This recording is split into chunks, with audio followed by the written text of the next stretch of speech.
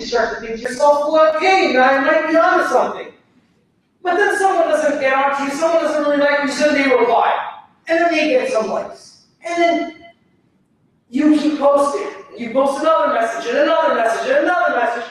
And what ends up happening is you get fed off of that like thing.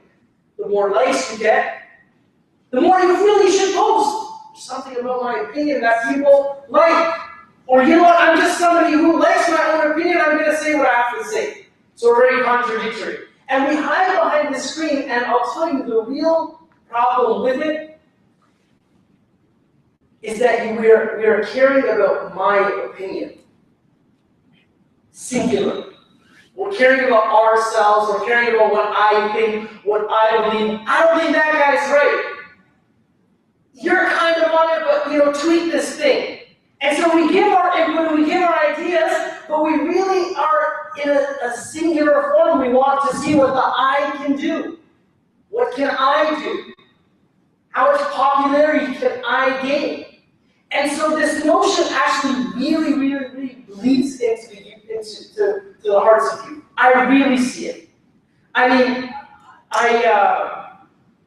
who am I? All right, this is really quickly. I was born and raised in Toronto. Dad came to Toronto in '63.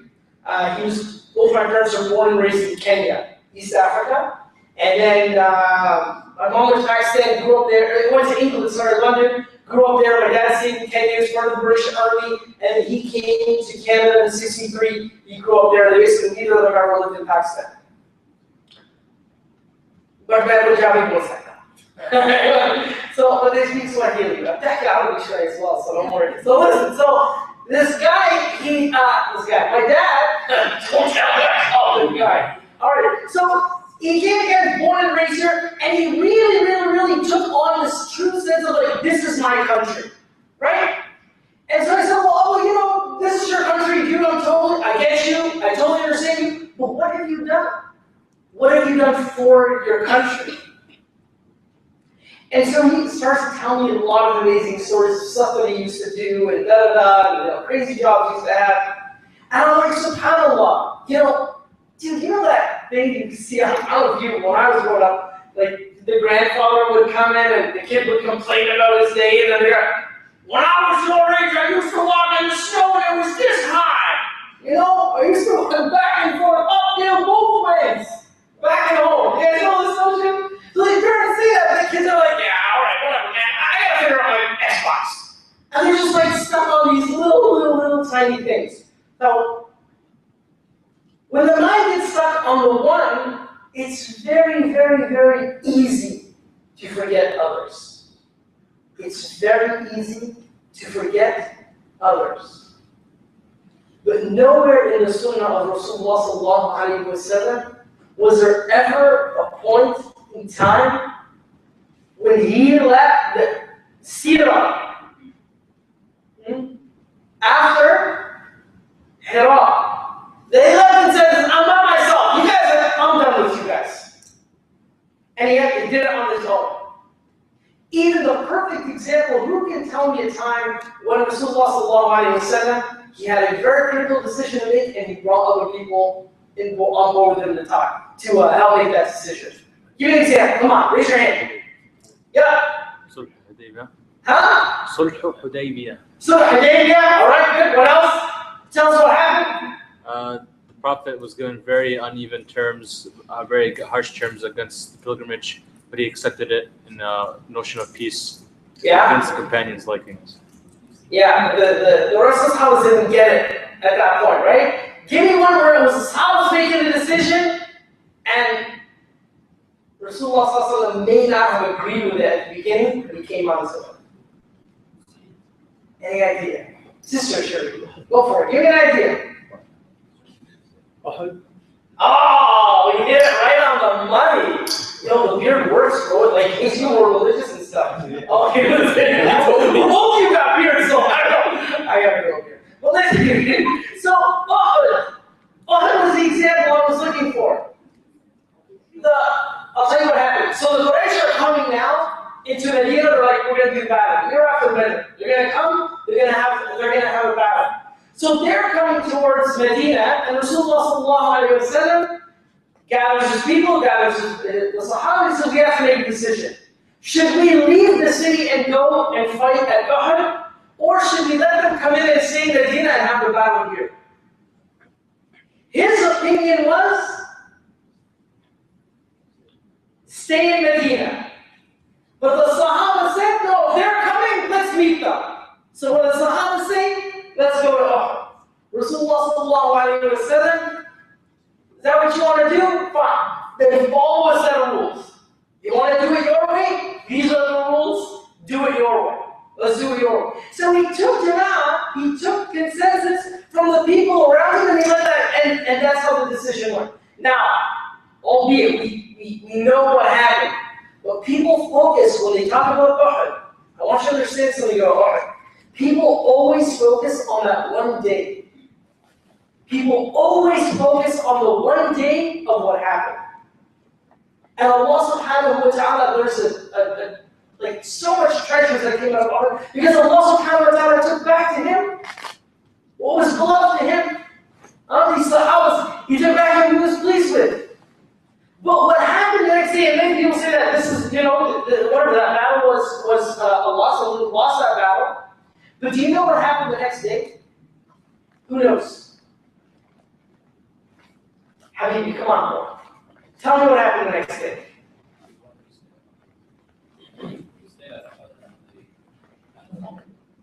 He went back out. In fact, you know what? When they went back to Medina, what happened? People wanted to go from the Sahabas in Medina, whoever did go to battle, they wanted to go the next day. Rasulullah sallallahu alayhi wa sallam, you know what he does? He says, no. No one new comes. Whoever was out yesterday, let's go. We go out again. And even if you're on the bed, even if you're like, you're limp, whatever the case, let someone pick you up. So even the wounded, even the wounded where they couldn't even walk, couldn't even stand, like they just went through battle, they're bandaged up, and still the Sahabas are carrying them out. Only who was there the first day. What happened? As soon as the Quraysh saw the same people coming out, dude, they booked. They booked. They're coming out again? How does that logically make any sense? Who are these people? So they took off. So that is the essence of Uhud. Yes, there was a battle, but the overall sanctity of Uhud was complete. That it was something that we hold very sacred and it was very positive for us. Now listen, what does that have to do with you guys? See, if let's say you guys went to this talking where it's really amazing, whatever. This person came, delivered the most, your heart was like pounding afterwards. Like, I need more of what that person said. And then one of us is going through a struggle. Something in our life, something even not in our personal life, maybe as a community, maybe as a country, maybe as a state or province. Provinces are Canadian. So maybe something like that, you go through this problem and you want to go up the speaker and address it. Right? The first place people look to go in our religion is the minbar.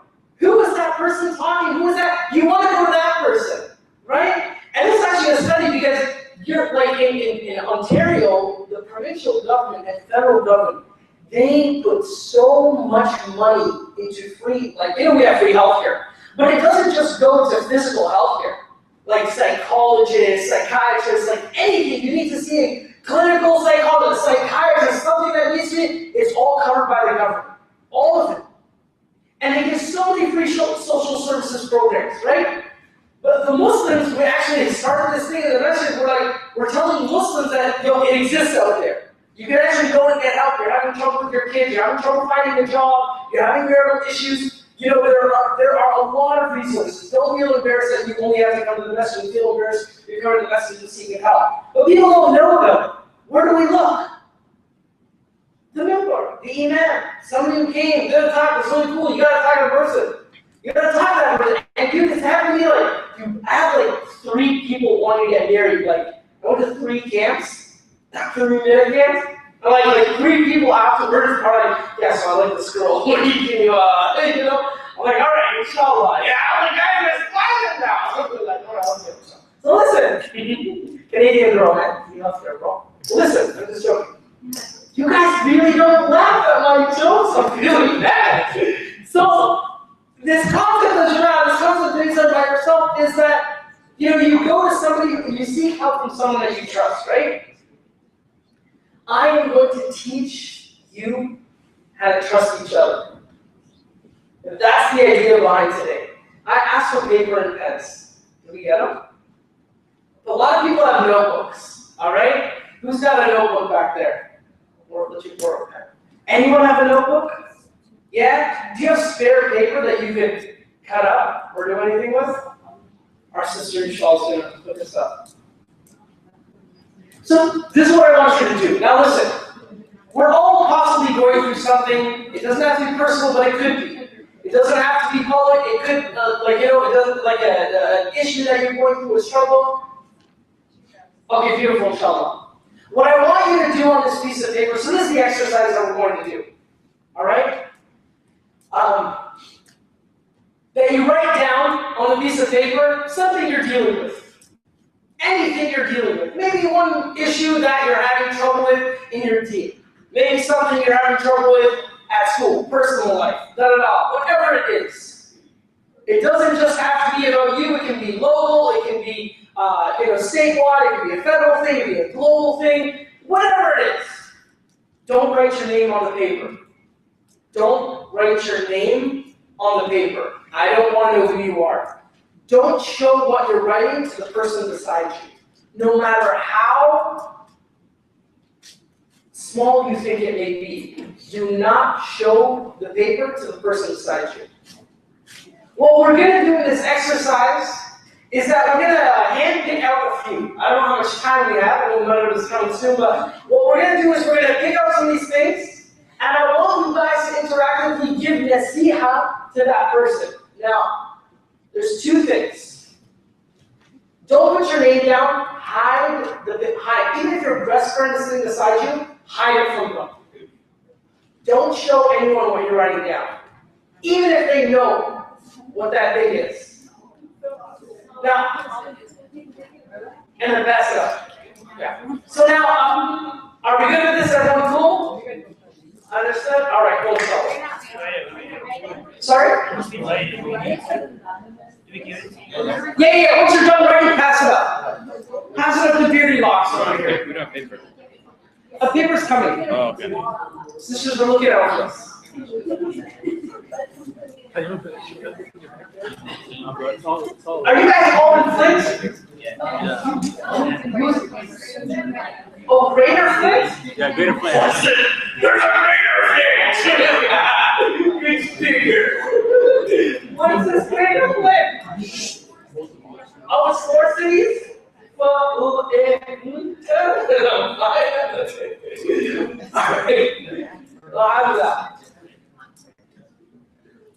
Alright, so once you guys get this done, pass them up inshallah, fold it up, don't let anyone see it, no looking at each other's papers, then pass it up inshallah, and we'll randomly pick out one. I'm going to start to do nasiha. Now, let's talk about nasiha for a second. Can anyone tell me what it means? Advice. Good. What else? What kind of advice? Sincere. Who says sincere? Good man. Another meaning of nasiha is sincerity.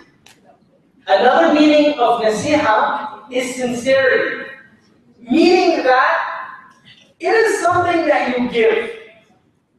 If you're going to give something to someone, make it sincere.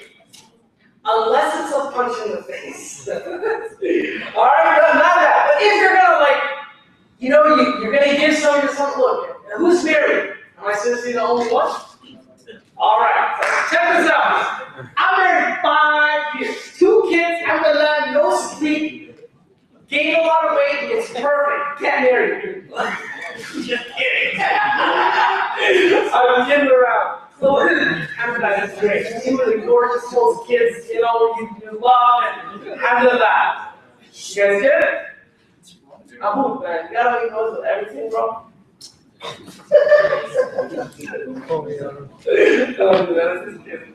Now listen.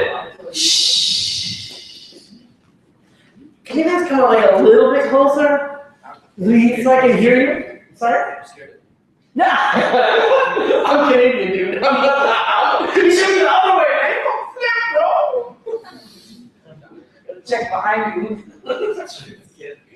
So now listen. Let's see how beautiful. Is that you give a gift with sincerity. So, you know, I'll just, while you guys are writing, I'll tell you a funny marriage thing, all right? Men and women love differently. Men and women, we love very differently. Allah subhanahu wa ta'ala created these two creatures. We're an entirely different species. We're an entirely different species. And subhanAllah, in that opposite, we find the most beautiful union, which is marriage. Now, the thing about that difference is that, you know, men, one can say we're very superficial and da-da-da and whatnot. And when it comes to gift giving, I've always found myself in trouble a lot. My wife is going to come. She's not here, so I can tell you guys this one, all right? I get in trouble all the time for gifts. All right? All the time. I think Mother's Day is like around the corner. I'm dreading it. Because I know, like, I'm going to get in trouble no matter what it is, right? I'm just kidding. She's awesome. I'm going to get in trouble. Don't think that way. But the thing about this, I never remember to give. I never think about it. But with the ladies, mashallah, they always think with their hearts. The men we think with our head, the women they think with their hearts. And Allah subhanahu wa ta'ala put one of the greatest gifts that a mother, that a wife can ever give her husband in a place that's associated with rahmah. Can anyone tell me what that place is? The greatest gift a wife can ever give her husband. The womb. Ah! Habibi! What's the name of the womb in Arabic?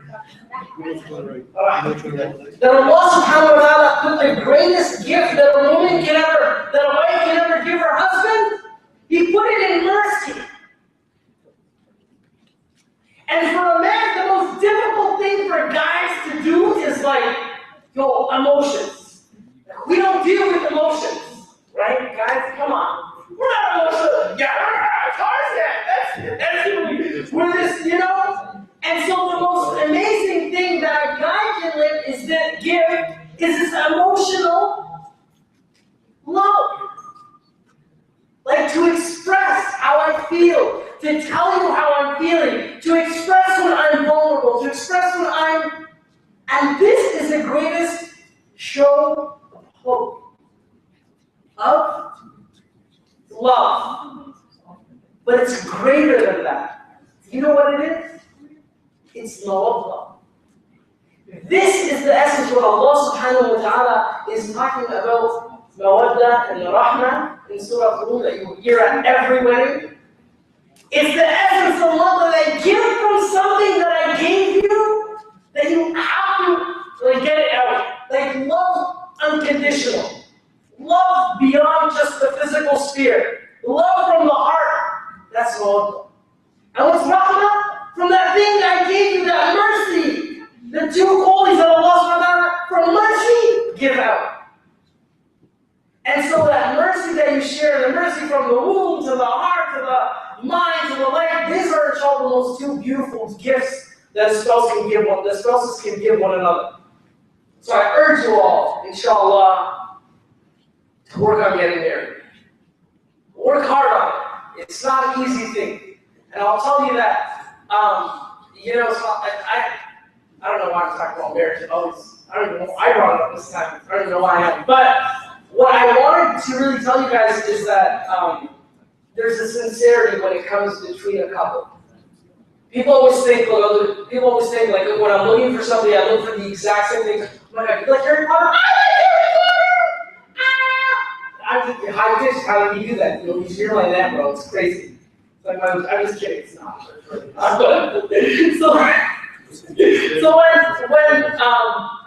When you give when you're married and you give with the sincerity, that everything you give to your spouse is something that they appreciate is coming to them. And they trust you. So when you give nasiha, you give it with sincerity, it's something like, I'm giving you from me something that I really want you to have. And I really want you to be a better person, be more than who you are. I want to elevate you, so that's why I'm giving it to you. So, you have something to have? Come. Alright, let's do that. Any from the guys?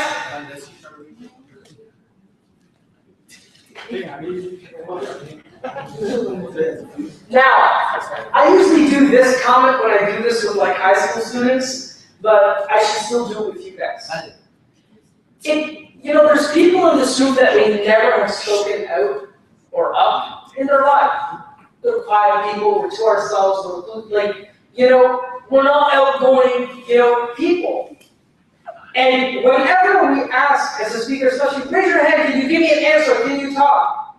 And what we're asking them to do is actually increase yourself a level. Like, break that barrier of being afraid to speak out. But we do it with the caveat that everyone around be someone that's respectful.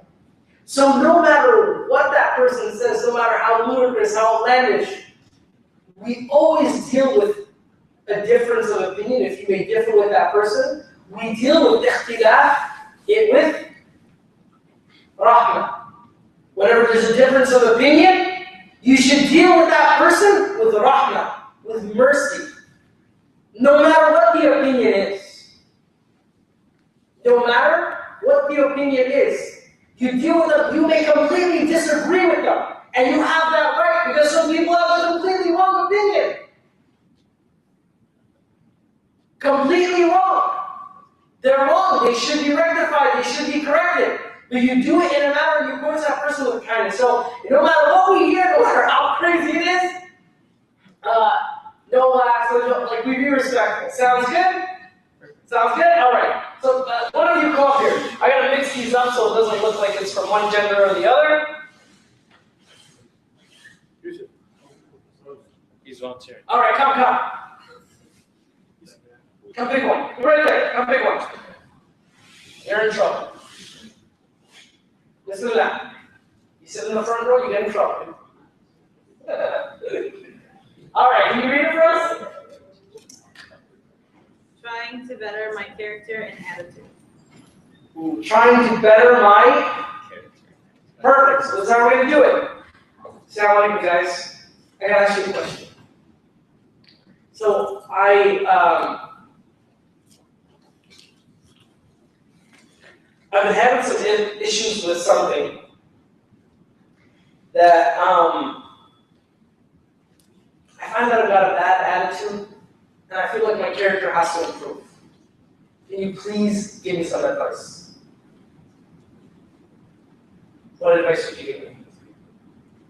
I'm coming to you. I'm saying, look, I'm somebody, I've got a really bad attitude in life, and my character needs improvement. You just think my character can use some improvement. Can you give me some advice? So that, is that a hand? Let's go for it. Go for it. Go. Start with perfecting the character between you and your parents. Oh, how do I perfect the character between me and my parents? They're the What do you mean? Throw me that pen.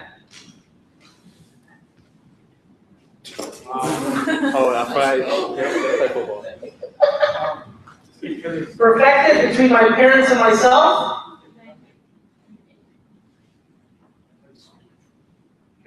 Come on. Give me one, right there. Let's start picking off people. Give me a top, give me an idea. Yeah. Give me some advice. Anyone? Give me advice.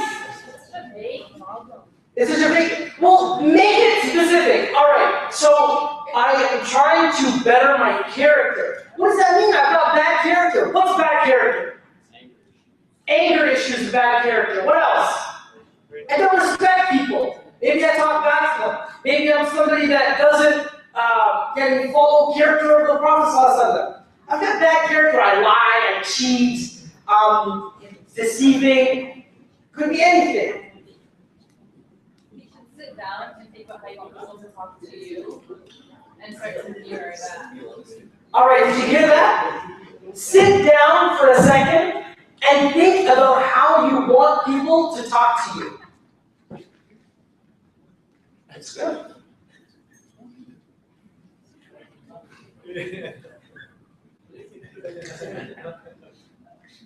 Give me another one. Yes?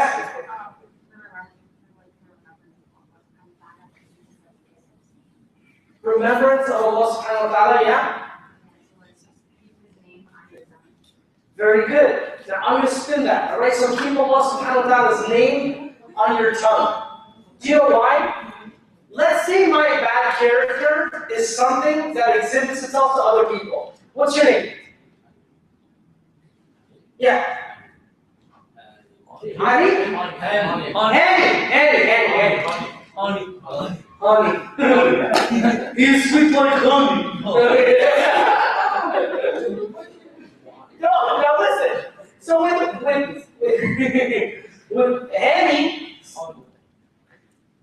with Henny, let's say whenever I'm with Henny, I got beef with Henny, alright?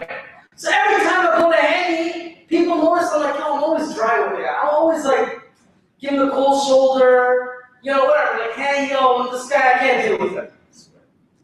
People see that I have bad character when I deal with him. So, when you talk about character, obviously number one is Allah subhanahu wa ta'ala. How?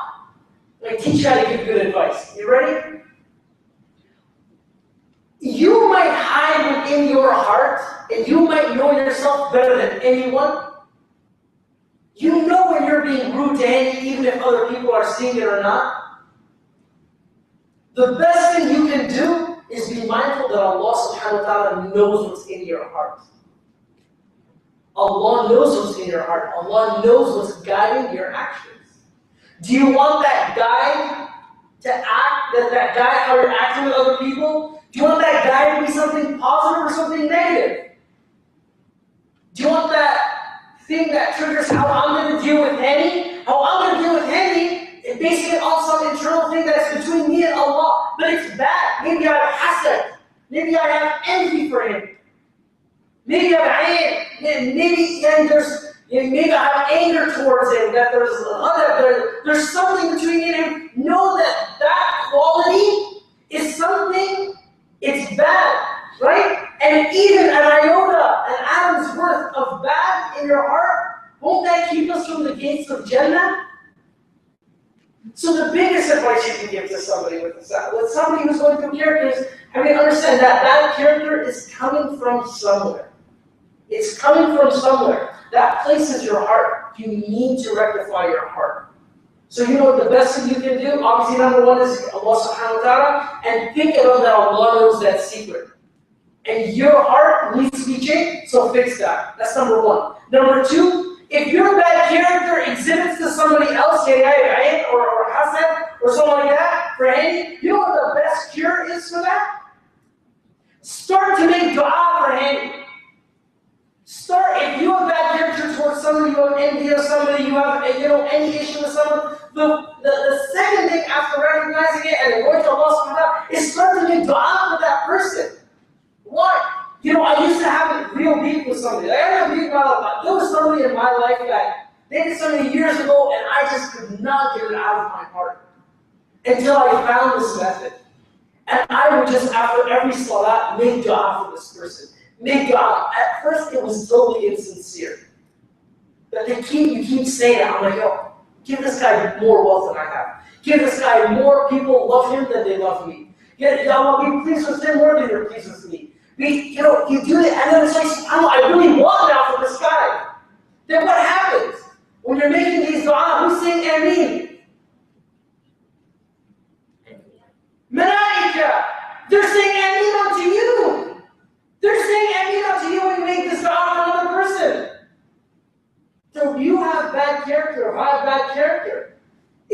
comes from somewhere. Where does it come from? The heart. Rectify the heart. Associate yourself with bad character, change it around. So what would good character be? Right? So what's a good attitude? That if people are around, I'm not always the pessimistic one. Right? It could be simple, like, want to go eat at this restaurant. Oh, I don't like that restaurant. As I do, just chill out, man. It's McDonald's. Everyone likes McDonald's. I'm just kidding. McDonald's. But listen. Just kidding. Wow. So whatever it is, don't be fearful. Like, be okay with that. All right? Good? Is that good advice? Yeah. 2 places a person can go. All right, I need you right there. Go, come here. Come to the next one. Yeah. What's your name? Adam. Adam. First man on earth. Oh yeah. Where's Halaqa? Just kidding. Don't worry. Not American now. Oh, Salah. I thought it was Galal. Didn't that look like a cheat to you, bro? I'm just kidding. Don't make fun of people. What's wrong with this guy? So Salah. So this is amazing. Actually, this is the one that actually came up at a mini camp. I don't even know if you were there, the one in Chicago. This one came up at a camp, and this girl gave the best answer in my life I've ever heard. So Fajr is my problem. Guys, I have trouble waking up for Fajr. Or even the praying. I have a problem. Let's start with Fajr and then we'll do the rest of them. So I have problems waking up, issues waking up for Fajr. Give me some advice. Go to sleep early. Very nice. What else? Niyyah before you go to sleep. Why am I singing? Every response. Niyyah before sleep. Okay? Put more than one alarm. Put more than one alarm. Nice.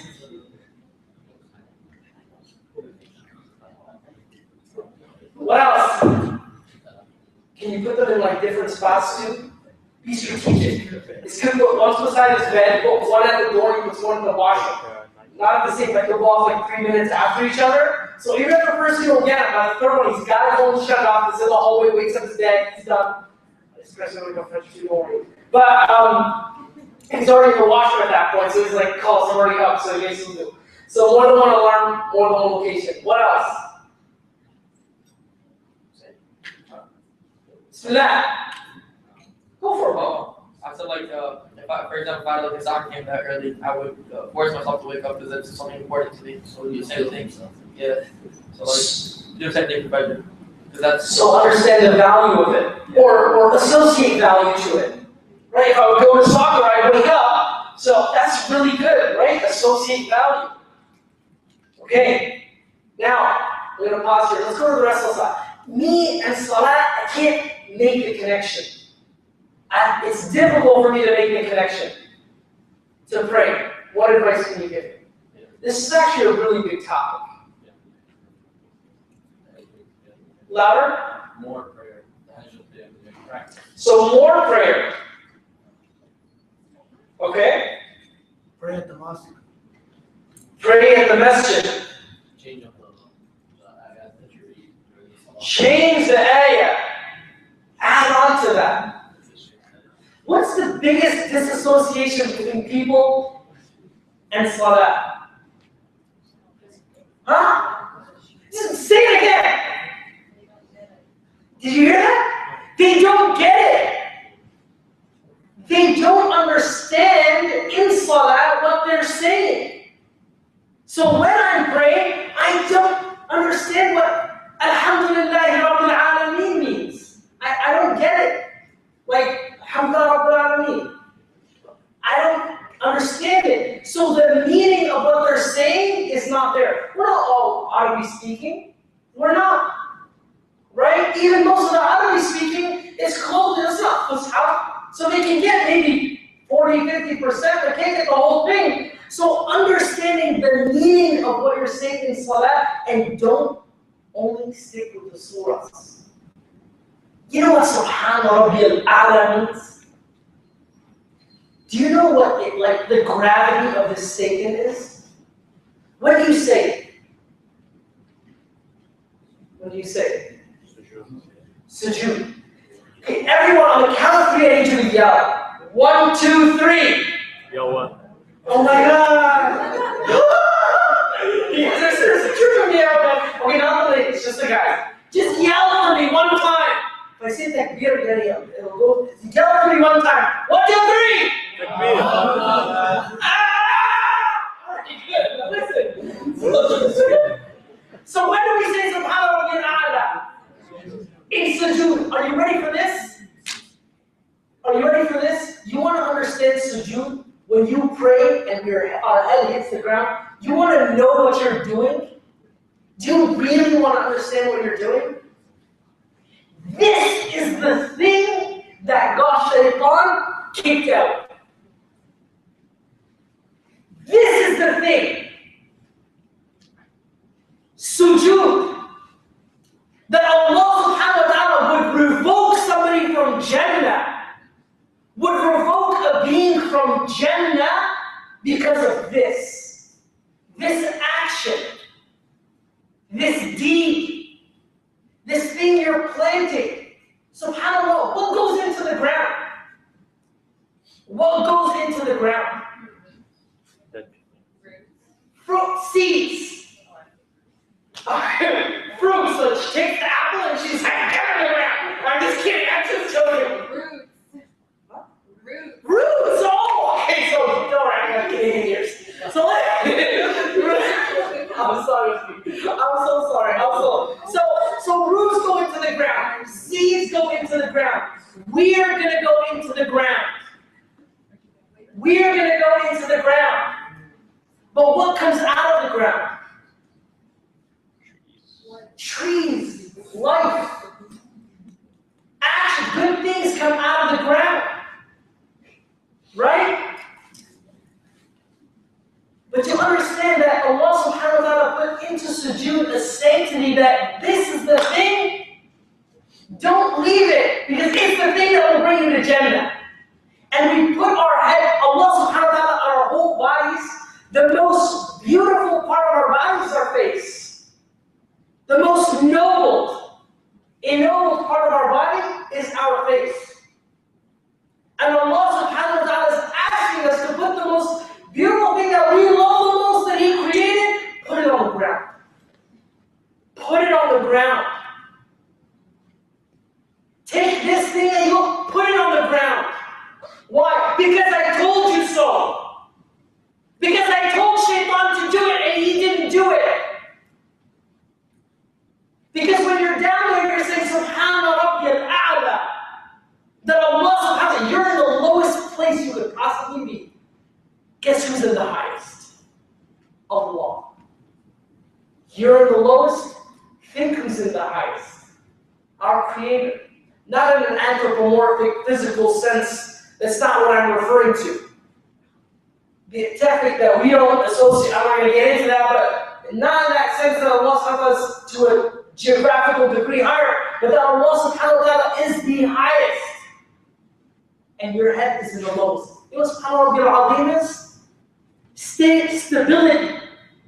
Stability. Alim-ness. This is the one that's unmovable, unshakable. Hey, come here. I need two guys. Come here, quickly, come here. Come. Any two.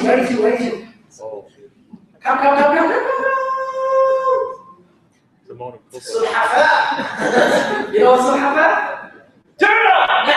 Stand over here. Alright, so stand up straight. You're bigger than him, right? Okay, watch this. You ready? You make ruku. Are you in ruku? Are you sure? It's not 90 degrees. What? It's not 90 degrees. Wow. You have to stand up? I thought you want me to stand up. No. But Andy Nasser, would you have fallen probably? No. Come on, no, I wish you were. I thought you want me to. Okay, he's a big guy. This example works better with kids. But you're in one of the most unstable positions. Are you ready? When being on 2 feet, this is one of the most unstable positions the body can be in. It's one of the most unstable positions the body can be in. He's not gonna fall. Sorry, yes. He's like, yeah, oh yeah, I'm from Flint. You forget that, bro? So, I'm done, right? Okay. So listen. But when he was unstable, I brought a tree up as an example. But listen, when he was unstable and which was more easy for him, he forgets you, man. What's your name? Hassan. Yusuf. Hassan Yusuf. Is it? I know a kid, I'm not lying, his name is Yusuf Yusuf. Yeah, his dad's Abu Yusuf Yusuf. Get it? No, I didn't get it, but don't worry. Okay. Jazakallah. So what you're saying in the ruku is that you're in one of the most unstable positions. And you're saying, Allah subhanahu wa ta'ala, you're most stable. So when you're in a position in salah, understand the importance of everything, even takbir. What is Allahu Akbar? Is it a superlative or a comparative? Who knows English really well? Huh? What does Allahu Akbar mean? Huh? There you go. Superlative means that you're putting it as a cap. So Allah is the greatest. That's a superlative statement. But a comparative statement is Allah is greater. Allahu Akbar falls under the category of comparative language. So it's a comparative term. So meaning that when you're in salah, Allahu Akbar, or you start to think about your exam, your MCAT, Allahu Akbar! God is greater than that. Oh, I'm thinking about, I gotta do this and groceries. Allahu Akbar! God is greater than that. When you start to think about, you guys aren't doing your taxes yet, but you gotta go to school, find a spouse, anything. Oh my God, I got this exam to write. I gotta go on this errand tomorrow. I gotta do this project. I gotta put this fire up. All that stuff, Allahu Akbar. Then Allah is greater. So when you're in salah, the advice, right, I would give is, just be mindful of every position you're in and know what you're saying. Alright, so know the meaning of everything you said. Very amazing, amazing, amazing. You said that. I'll take one more about salah. So I'm having difficulty with salah. Can you give me some example?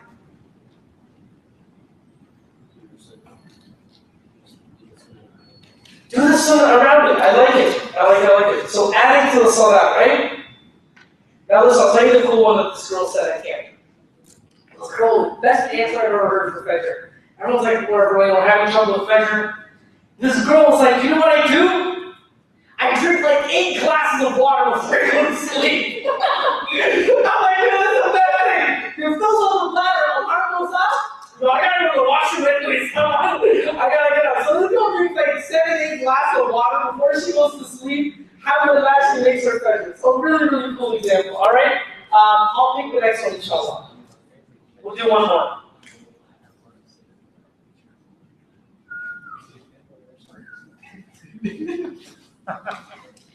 Okay, so this one, I want to find one picture. Okay, listen, this one's deep. You guys ready? So, I feel like I don't even understand Allah, or I feel like I can't get close to Allah subhanahu wa ta'ala. I'm somebody who struggles and feels like I can't get close to Allah subhanahu wa ta'ala. Even the feeling that He isn't there.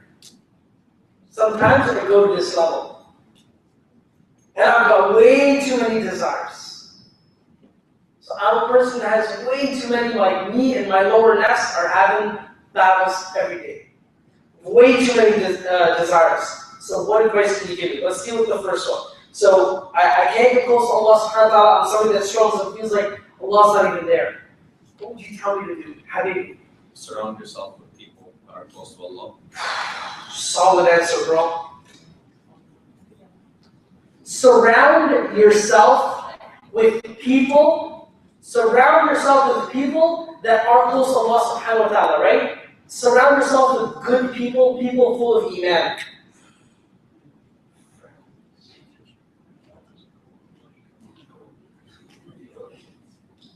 You know, one time Sahabas used to be on Rasulullah sallallahu alayhi wa sallam. So the Sahaba goes on, and then he goes home, and then he meets the Sahaba the next day, and he's like, you know, I think I'm a hypocrite. Question, whether he was a munafiq, question. And he said that when I'm with Rasulullah sallallahu alayhi wa sallam, I feel so like my iman is like on cloud number 9. Not the hadith, he didn't say cloud number 9 hadith. I'm paraphrasing. He just said that, he felt, his iman was so high. But when he went home to his family, the iman dropped and he's like, oh my God, what is this? Where's my iman gone? So he felt like he was a hypocrite. Why am I feeling with this and that? So the other guys said, no, I feel the exact same way. So they got afraid, they went to Rasulullah sallallahu alayhi wa sallam. Rasulullah sallallahu alayhi wa sallam gave him beautiful advice, which is that this is natural. When you're with me, you're surrounded in good company, that this is something that's going to elevate you. And when we were with your family, they have a hop on the way, and you give them time, and you give them from you, and so your focus becomes them. This is not hypocrisy. But the element from this hadith that we take is being around good people. That's what that's about. Alright? Right on the money, bro. So I should start to surround myself with people that are always going to the masjid, people that are always like chilling out, like they get me, they're cool, I can understand them, they can accept me. I'm not something like that. I'm gonna spike off on a tangent really quickly on this one, okay? Your friendships, do you all go to the same college or university, generally speaking? Yeah? Okay, good. Do you think Shaitan wants you guys to be friends or not? No. Not at all. Shaitan does not want you guys to be friends at all. He does not. And one of the ways that he does this, one of the ways that he really gets you, is he starts to put things in your heart that make you question whether this guy is honest to you or not, or whether this girl is talking about you behind your back, or whether that guy was talking about you to other people, or whether this girl is honest and sincere to you. And he puts these little things in your heart, or even one word may come out of someone's mouth, and it was a mean word. I'm never going to talk to this person again. We're enemies. Pakistani people, you know this better than anyone, because I'm sure that there is some family that your parents don't talk to. For some reason, our Pakistani parents, that they're just like, we don't talk to them.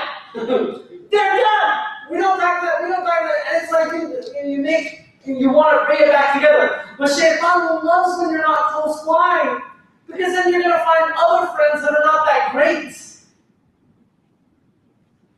I am telling you all, the biggest advice I can leave with you today is if there is somebody that you know, a Muslim sister, a brother, that you know, who you may all think like, oh my God, this guy's weird. Oh my God, this girl's so weird. And you disassociate yourself with that person, you will be answerable for what that person ends up with. You are being a catalyst for them not being surrounded by good people. Why am I telling you this? There's a girl in our community. This girl used to be in the masjid all the time. All the time. On the weekends. Her and her brother volunteer like more than anyone. They're there before I get to the masjid, they're there after I leave. The girl started to have some struggles, starts to have some issues. It's a true story, I'm not making this story up, alright? And parents were separated, it was a tough situation with her family. Her brother started to, get into goth and all this stuff. There's anything wrong with it, whatever, I used to, when I was a kid. But he used to get into all this stuff and people started to disassociate. This guy's weird. And then people saw the girl and said, yo, your brother's weird, and she didn't like it. And then one time, he used to be in the masjid. He would come to the masjid all the time. And he acted a little different, whatever the case may be. He walked in the masjid one time, one uncle came and said something to him just one time. Bro, why do you dress like that? Kid stopped showing up to the masjid. Stopped. Sister heard about it. And then like, come on, talk to your brother. What's the matter with you? She stopped going to the masjid. Maybe about 6 months later, 6 or 8 months, something like that, her friends called up to me like, look, she's in trouble. She's not at home. No one knows where she is. You gotta find out what she's not answering anyone on Facebook. So I message her on Facebook. Hey, just saying to them, She hadn't actually responded. She knew me from like and stuff like that, right? So she responded. Oh, what's going on? All this stuff. Okay, whatever, I'm going through some stuff. I'm like, listen, whatever you're going through, don't worry about it. We're gonna figure it out. Just come back home. Wherever you are, tell me. We'll get some guys who'll come pick you up. Just come back home. So she, whatever. She said, I promise I'll come. She didn't come. She calls me like a week later on this number. It was a number I didn't know. So after she hung up with me, I waited about an hour and I called the number back. She's like, I promise I'm coming home. Just in a tough time. I've been to this other town and whatever. I just made new friends and what happened and starts going into it. I call the number back. The guy, some man answers the phone. He's like, I know who you are. You need to get this girl out. She is in prostitution right now. She met some people in another city. They, twisted her mind. Became very good friends with her. She was hanging out with them. Everything was hunky-dory. Everything was good. One guy in the group said, you can't make rent. We can make some money. I'm not lying. This last year. So, they worked out a deal. He pimped her up. She became a prostitute. So the guy calls me speaking on the phone. I don't know what caused me to call him back. But Allah subhanahu wa ta'ala, of course. But when I call back, I got the number, where is she right now? Found out, literally took guys, I'm like, I don't know who's there, I don't know, it's in the back. That area is not even like 1 million, like it's like our flipped. It's a bad area, right? It's a bad area. I'm not saying anything bad, I'm just like, whatever, it's a bad area in Toronto, right? So I don't know who's there. So I remember, I have friends who I'm still in touch with from high school, who are they just go and they just fight. That's all they do. Like, they're just beasts and they fight. So I call them up, I'm like, I need some friends, we gotta go get a girl. They'll call them up, they all get in the car, we go down. So alhamdulillah, we find the car, we get her. Alhamdulillah, Rabbil Alameen, we get her to come back home.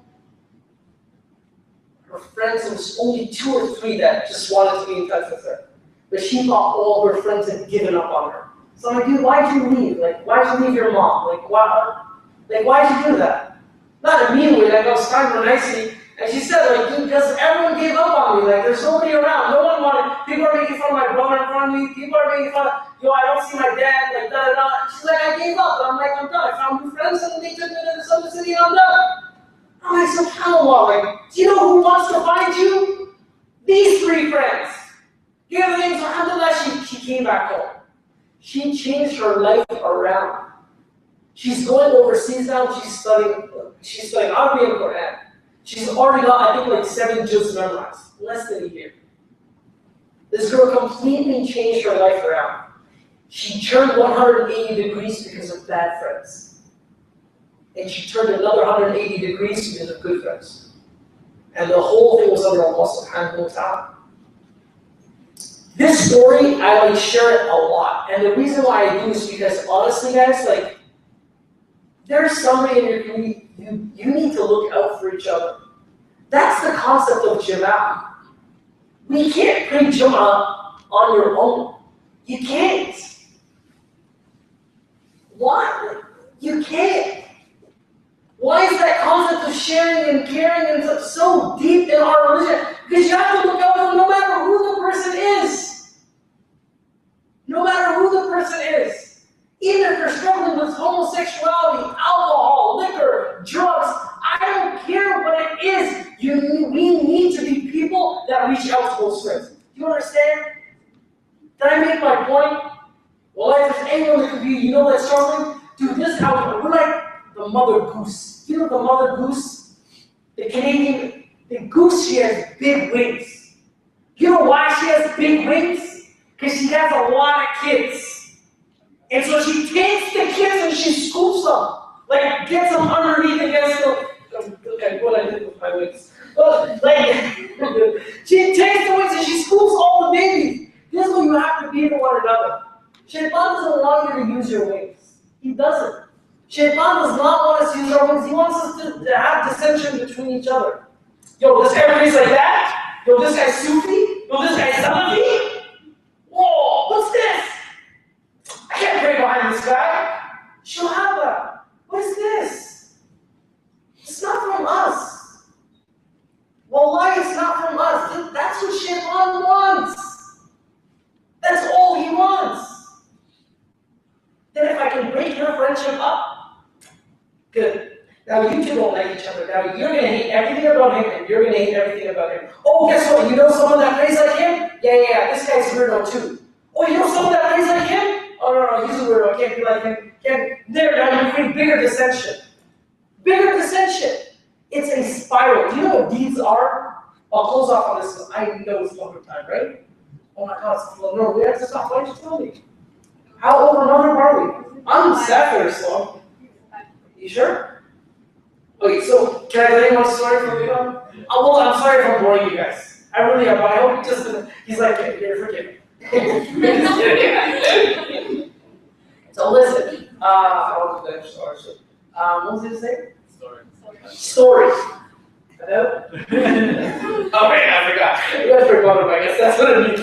I don't want to, deeds! Oh, very good. Jazakallah. Every deed is a deed. Are you ready? This is how it works. Allah subhanahu wa ta'ala in Surah Al-Fussilat, He talks about the heavens and He talks about ourselves. And He says within them both is something that we should pay attention to. That there's a miracle within both. Now check this out. You'll love this. Alright?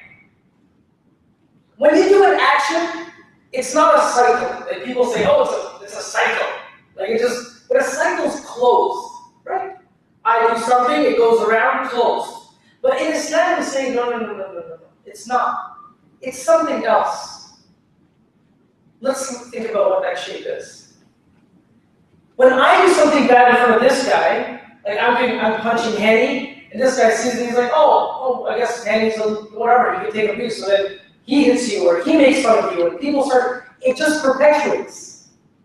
It goes on and on and on and on. What shape is this? Line. Huh? A line. No.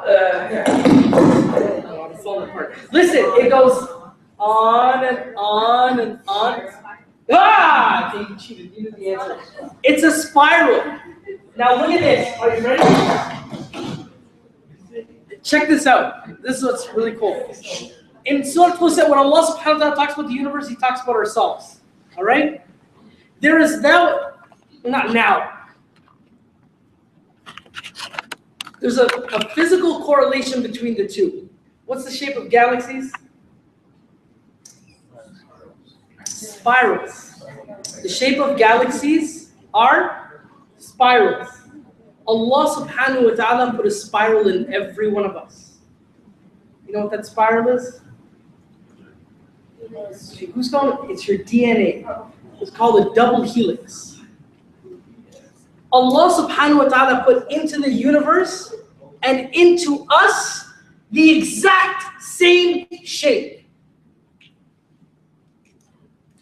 Because everything that we do, all of our actions, they are not cycles. They are not closed. You have to think of your actions as seeds. The thing about seeds, so listen, my parents are farmers. So we have a pen where they used to be in, right? It was like pretty big, it was like an acre of space. These 16 sheep were in. And then they got out of it. So for like half the summer they were eating in this thing, and then they would get out and go somewhere else. This other place had no trees. No trees whatsoever. Within 3 years, there's about 60 trees on that other side. What happened? Thank you, good. The sheep ate from the seeds, went over there, did their business, and that seed grew up and grew a tree. Every deed is a seed. It's a spiral. It keeps going on and on and on. And that is why a copy, you want Dalil police? I'll give it to you. Every account of murder that happens in dunya, a copy of it goes to who? Who? Qabil. Qabil killed Habil. The two sons of Adam, Qabil killed Habil. So now every essence of murder or copy goes on to him. So if it keeps going on and on and on and on, you have to think of your deeds as seeds, and they're going to keep going. So when you're especially in front of other people, be mindful of that. And the thing about seeds is they can either grow a dandelion or they can grow roses. With a seed, you can grow a dandelion or you can grow a rose. But the last time I tried to give my wife a dandelion on Valentine's Day, I almost got kicked out of the house. I'm just joking. I never gave her flowers. That's what I want to say. Keep your deeds, those deeds that bring us closer to Allah subhanahu wa ta'ala. Make our deeds those deeds that bring us closer to one another. All right? Let's pray, inshallah. And then can I have like a minute of your time to make a closing dua, inshallah? Is that okay? Can we just pray? Oh, sure. And then questions if you want. Yeah, absolutely. Cool. We'll pray.